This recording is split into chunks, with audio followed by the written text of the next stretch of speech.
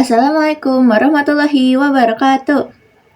Sampurasun, nami abdi Zenitia Ahmad ti SMP Bina Mulia Pamempek Subrayon 01. Dina dinten ieu abdi bade nyarioskeun tantangan dina bulan September nyaeta ngadongeng. Dongeng anu bade abdi caritakeun nyaeta Sangkuriang. Dina hiji mangsa dicaritakeun aya salah sahiji putri raja di Jawa Barat anu ngaranna Dayang Sumbi. Nu boga anak lalaki kasep nu ngaranna Sangkuriang. Sangkuriang resep ngaburuan sato di leuweung dibaturan ku anjing jelmaan dewa. Nu sabenerna bapana Sangkuriang nu ngaranna Situmang. Tina hiji poe Sangkuriang jeung Situmang mangkat ka leuweung.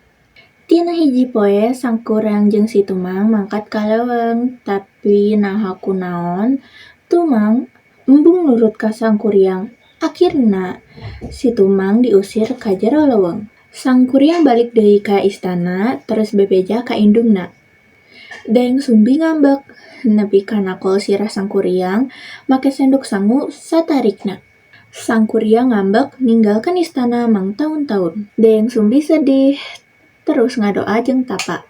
Dewa-dewa masihan hadiah nyaeta awet ngora jeung awet gelis. Sangkuriang akhirna balik deui ka istana.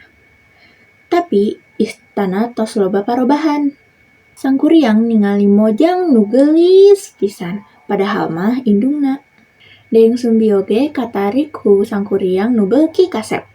Sangkuriang akhirna ngalamar Dayang Sumbi. Tapi tina hiji poe Dayang Sumbi curiga aya baret dina sirah Sangkuriang anu jiga baret anakna. Dayang Sumbi ngajukeun 2 syarat ka Sangkuriang. Sangkan ngabatalkeun lamaranna.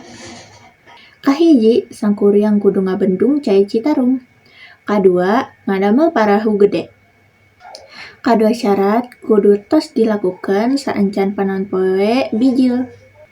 Dina peti ngaeta keneh Sangkuriang tapa menta bantuan makhluk halus. Dayang Sumbi oge tapa menta bantuan pasukan ngagagalkeun pagawean Sangkuriang. Sangkuriang ngambek ngabobol bendungan nu geus dijieunna, teu lila banjir gede datang.